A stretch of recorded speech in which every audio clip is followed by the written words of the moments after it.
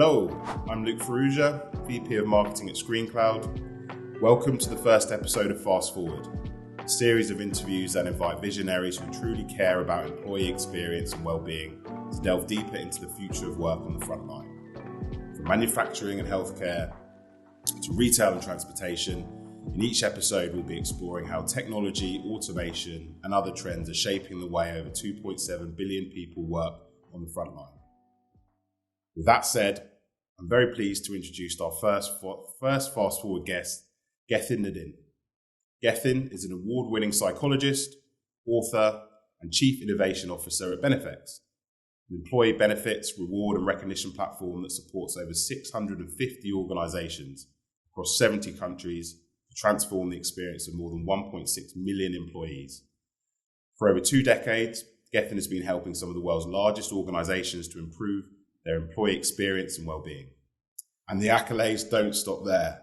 An acclaimed writer, having published 3 books, including 2 Amazon bestsellers, Gethin is a regular keynote speaker, having been recognized as one of the world's top 101 global employee experience influencers for the last 2 years running, whilst also being featured on the Employee Experience Power List.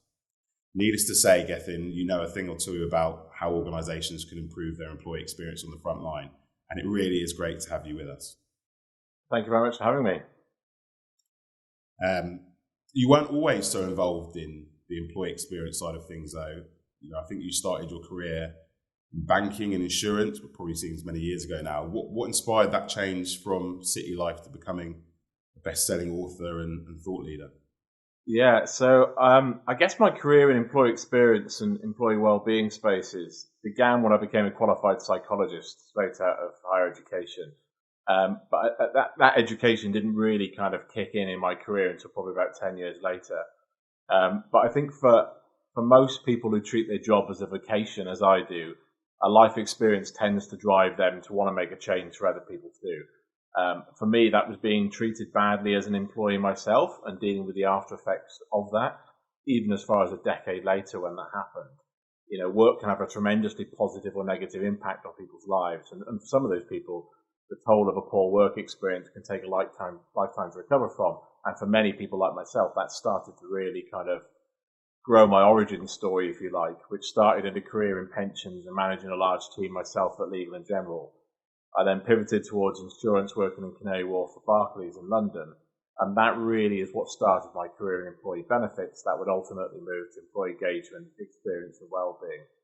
And during those early years, I was lucky enough to get the opportunity to consult with large global employers, so people like Marks & Spencer's, EasyJet, GSK, Coca-Cola, the NHS.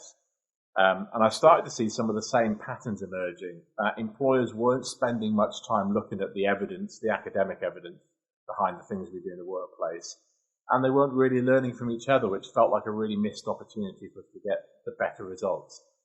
And so the more kind of consultancy I did, the more HR people I spoke to, the more I wrote, and the more I started keynoting conferences, the more I learned, and I decided to put those learnings into my own book to create those better employee experiences. And that was also at the time when the UK ran a referendum on leaving the EU, so I decided to use the global angle to try and show how much we have to gain and learn from each other across different cultures, languages, and countries. And as you mentioned, I self-funded that book myself, self-published that, and that amazingly in its first 2 weeks made the UK bestseller list. And my career then seemed to blow up overnight where, fast forward to today, you mentioned a couple of bestsellers under my belt and a small trophy cabinet. But I remain convinced that my experiences of being treated badly at work was the driving force behind wanting to make sure, as much as I could, I guess, that other people don't have those experiences. Or if they do, they feel empowered to leave those bad employers and prioritize themselves. And I guess 10,000 book sales and a few hundred conference talks later, I hope I've done that. Brilliant. That's a really, really inspiring journey. And how receptive have organizations been? Because it's it's a very sensitive subject. And it feels like, we've come a long way since pre-COVID. Obviously, COVID has shone the spotlight on the function of HR, who obviously typically would say own that remit within an organization, but more importantly, really put people at the center of an organization's strategy But yeah, how has this sort of approach been received by some of those very traditional organisations that you clearly work alongside? I think it's still a battle. I think the pandemic probably advanced HR's thinking and adoption of well-being, employee well-being, by a decade or so. So, for all the bad that pandemic brought, there was a silver lining to some of those things. And I think we are in a position now where most of the progressive organisations really get the evidence, and there is vast and compelling evidence that the more you put your people at the centre of the organisation, the more you give them what they need, the more you support their lives, the better the outcomes. Some of the highest performing people in your business, which will account for about 25% of your output. Your top 5% of performers will produce about 25% of your output. Employee well-being is a big thing to high performers. High performers are very critical of themselves. High performers are very open to burnout and overwork. So, we have to look after people's well-being if we want to prioritise productivity and performance in our businesses. And I think a lot more people are getting that now than they did in kind of 2018 and before. But there are some things happening that are starting to erode that. So I think the challenge is, how do we keep that attention up here and sustain that so people really continue to commit to well-being, and ignore some of the kind of big tech leaders that are pushing us or trying to pull us back, perhaps some of these high-profile names who are pulling us back to, let's just get rid of people and let's work them hard and make them sleep in the office and make people redundant on the spin of a coin and that kind of stuff. So it feels like for every progressive company I meet, or every 10 progressive companies I meet, there's still one that's trying to pull us back to the old way. So there's a risk that we go back to how things used to be, and I think that would be a terrible mistake. Yeah, very interesting. You've got many hats, one of which is advising the UK government on the well-being of transportation workers, obviously a huge frontline industry. With such a deep understanding of what employees need to improve their well-being, why do you think employee engagement is at an all-time low on the front line, and what role does communication or maybe even the lack of play in this? I think if you look at the data, the 2008 financial crisis was a watershed moment in people's lives, and I think we're only really 10, 15 years later still understanding the wide impact that had, because it drove a lot of policy changes in lots of countries that have negatively affected people. So, as an example, we had austerity in the UK, which had a significantly negative effect on people's health and well-being generally. I think 2008 will mark a kind of point where everything changed, and since then, millions of employees have struggled to get the wage rises they deserve or to secure the comfortable life that maybe their parents had or those that went before them. We've had several generation-defining events that have happened since 2008, and we can just start to see how much people have generally been kind of battered and squeezed by life. And I think that's contributing a lot to the lack of employee engagement in the workplace. And I don't think it's necessarily being spoken about. And whilst I can see many, many employers are trying really hard to try and support the lives of their people where the state no longer is, it feels like employers are starting from a negative position. So, we're trying to solve the lives and support the lives of people whose lives have been decimated by the pandemic and the cost of living crisis. And so, historically, employers were just trying to build on already good engagement. It feels like we're starting from a negative place. So even with a lot of work, some employers are having to try harder than ever to support the lives of their people.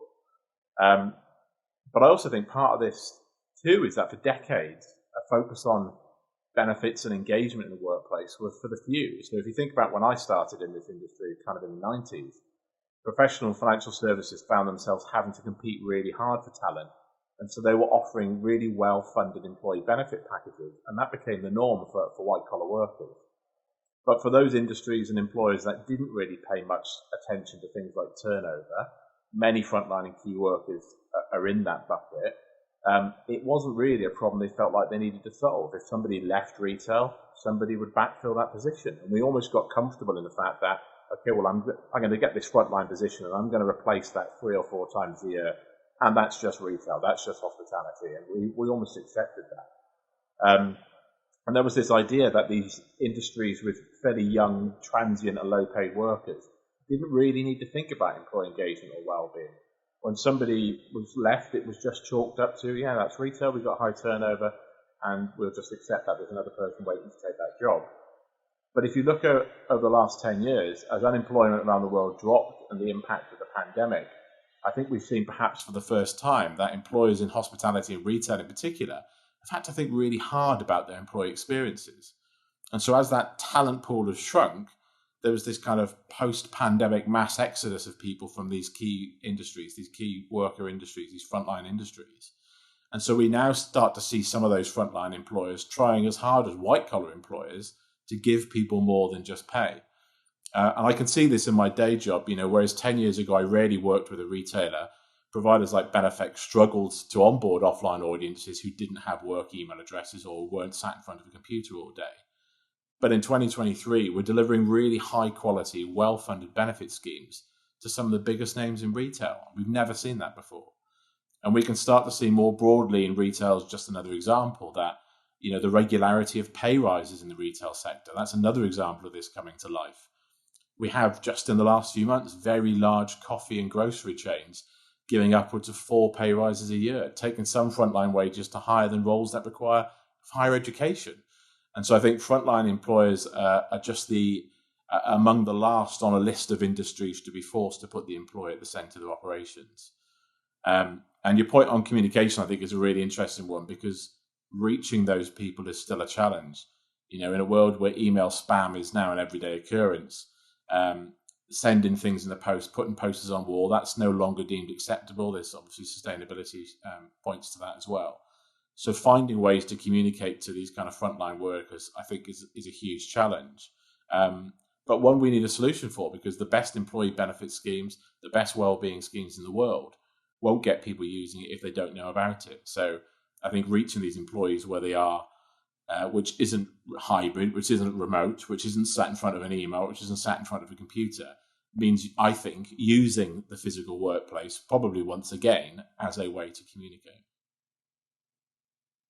Yeah, that's a really interesting topic. I mean, I think it all has to really start from understanding the employees as well. And I think for too long, as you said, companies in the front line have misunderstood their employees, or maybe taken their employees for granted, approached their frontline employees the same way they've done their information workers, and just taken that sort of top-down, one-size-fits-all approach, push communication without really, with quite a lot of disregard for the way that their frontline employees need to be communicated with.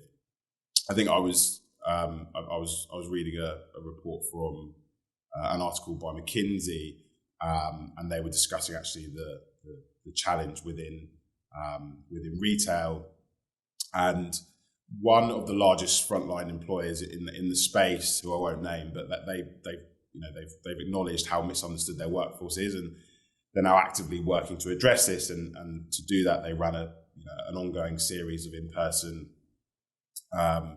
interviews and sort of feedback groups and surveys, and then through that, they actually realised that their workforce was not heterogeneous, and the needs varies considerably by segment of the workforce. So, for example, there were people in high school or college students, and they had entirely different needs, say, from the person who was juggling a couple of jobs, raising a family, and sort of digging into that, and really understanding how to create a tailored employee value proposition around different segments of the front line, was a real guiding star towards understanding the needs of those different segments. And ultimately, that informed how they then communicated with those different segments, and more importantly, what information they needed to communicate to those different segments, right? Because, if you're a student and you're working, hours to just make a bit of money to carry you through your studies versus, as I mentioned, the example of someone that has a family, juggling a couple of jobs, the needs of those two types of persona are very different. And by understanding those personas and segmenting their employee base, they could really then start to be more effective with how they communicated to them, rather than, to say, taking that sort of, I guess it's an easy approach, top down, where they just push the same information onto everyone, which could be, contextualize that in terms of the consumer experience, if brands did that to us in a consumer environment, we would probably report them, right? Let alone sort of engage with them and react to the information they're sharing.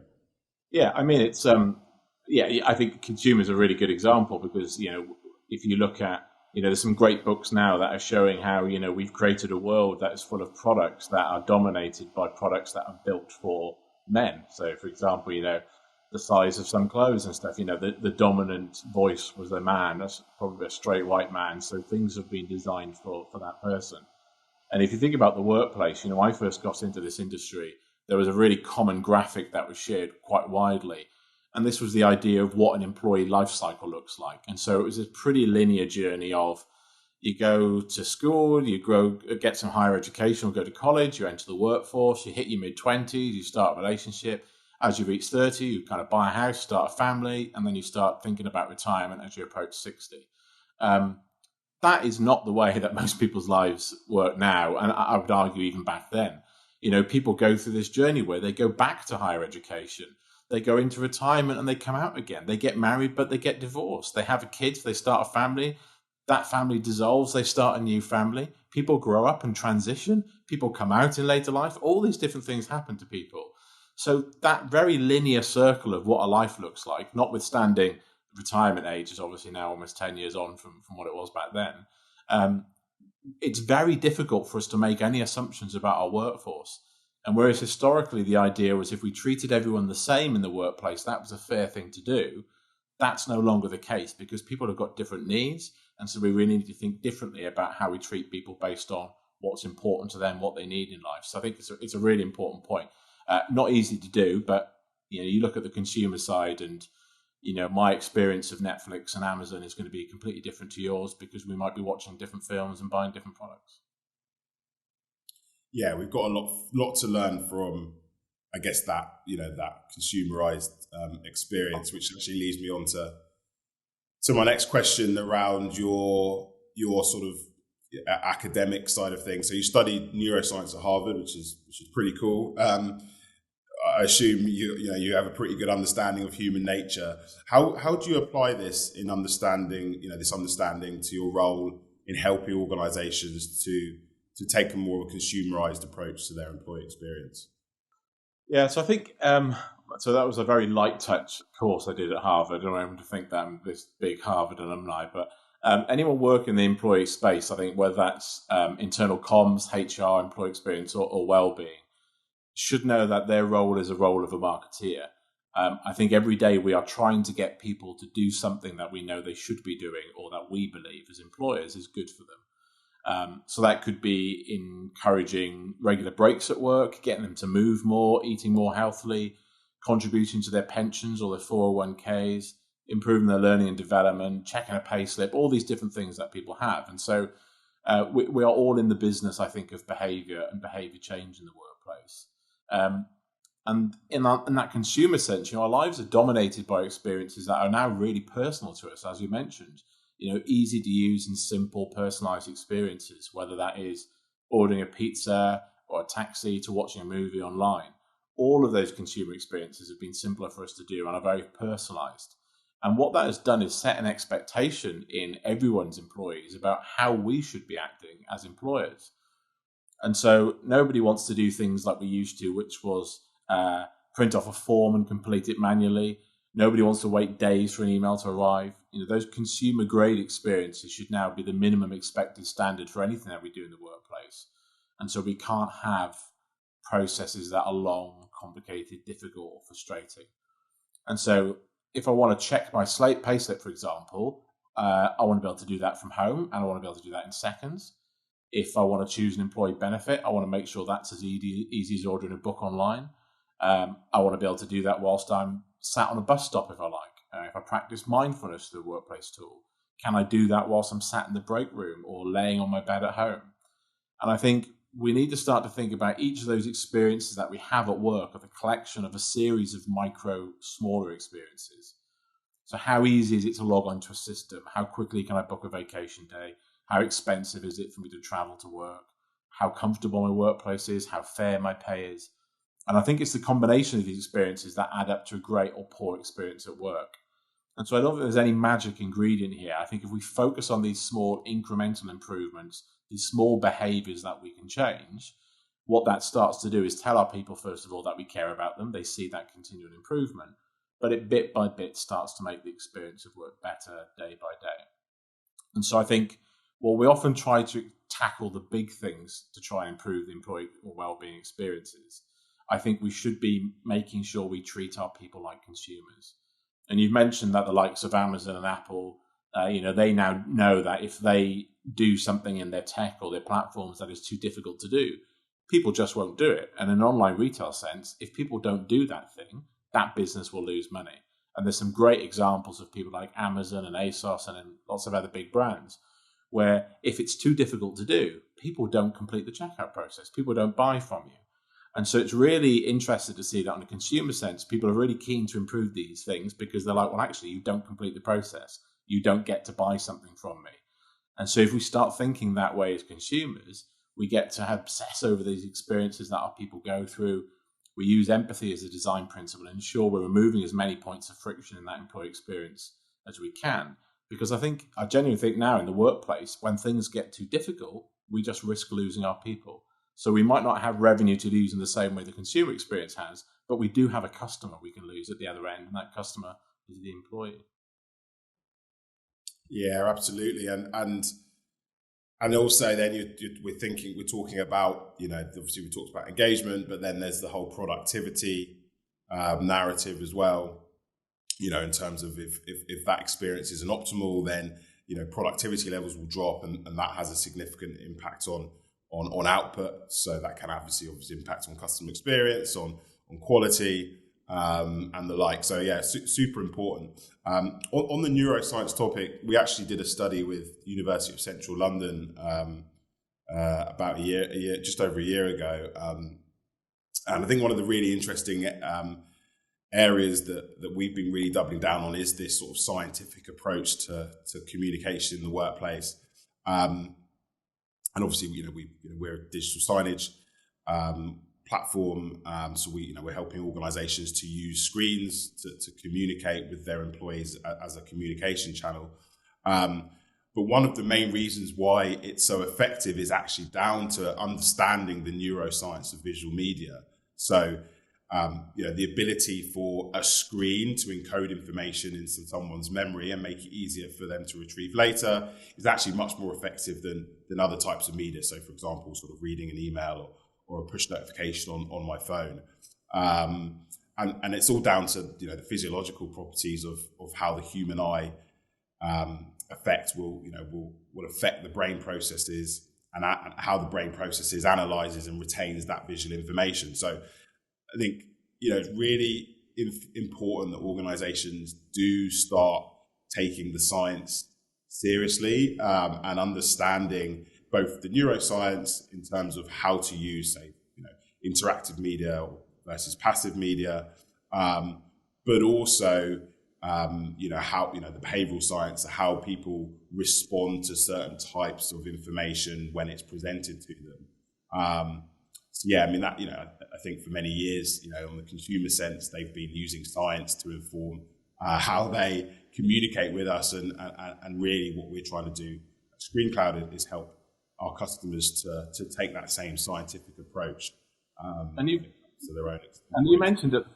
I'm sorry to speak over you. You mentioned at the start about some of the work that you do is advertising and also kind of employee engagement, and so. When we talk about the employee experience and the consumer experience, I mentioned about that behaviour change as we're trying to get somebody to do something. And you could be on the London Underground going up an escalator, seeing a video screen that's telling you about a new play that's going on in the West End. And that works because it gets awareness, it gets people to go, oh, that thing's on. That's something I'm interested in. I might buy tickets for that. I'm going to go home and I'll book a ticket. And clearly that works because those screens and those posters and those billboards have been a part of our lives for decades. My entire life has been surrounded by advertising because advertising works. And when you get into the workplace, we're trying to do the same thing. I mentioned before, you could have a great well-being or benefit scheme. If nobody knows about it, you're just not going to get the engagement that you want. You could have the greatest new car or perfume in the market, but if you don't advertise it, people aren't going to buy it. And so, what you're doing is really crossing both of those things. And I think the evidence from one translates really easily to the evidence for another, because the end person is the same. Employees are consumers. They're exactly the same person. Yeah, it's really, really interesting. Right, well, we're rounding off each episode with the same question for each of our guests. Obviously, in terms of the topic for the series. So, what do you predict or hope the future of work on the front line will look like in 2040? I hope we start to value frontline workers more than I think we have before. We clapped for them during the pandemic, and we put signs in our window when they were delivering our parcels and our groceries. That can feel like a long time ago now, and I think in many ways we've already forgotten how important these workers were to the smooth running of our lives and wider society. So I'd like to see us value those more, and I think I'd like to see pay for some of the lowest paid people in frontline roles rise further and see more of those frontline workers on a real living wage. I would like to see health and well-being for these kind of forgotten workers looked at through better attention to what they need and offering employee benefits that provide real kind of tangible life support. I don't think people should be excluded from the best healthcare, financial education or mental health support just because they're low paid. I think I also want to see that jobs in retail and hospitality in particular are serious and rewarding career options for those leaving education, so that these careers people aspire to work in and see a long-term relationship with, not just the kind of jobs that people fall into, which I think historically has been our view of some of these frontline roles. And I think in the future, when automation becomes even more commonplace, we will need people more than we did before. We all know during the pandemic that a Zoom party was not the same as meeting your friends in a bar or restaurant. We know that when your order isn't right and you're struggling to explain why your order is not right, you don't want to complain to a machine that doesn't really understand what you're saying and empathizing. So for the time being, I think the people working frontline are a really important part of the customer experience. So I think it's really important that they get the employee experience that's been eluding so many of them for such a long time. That would be that would be great if we could move incrementally closer to that, meeting the fundamental needs of frontline workers. And I think I read on some Microsoft research recently that the new currency on the front line is a currency of caring. So being able to take a more caring approach is really what they're after, and it comes down to the fundamentals that you just mentioned there. So hopefully the great work that you're doing with Benefex and obviously we're trying to do our part. ScreenCloud can move organisations slightly closer to that vision. Brilliant. Well, thanks a lot for joining me, Gethin. It's been great chatting, and look forward to the next episode.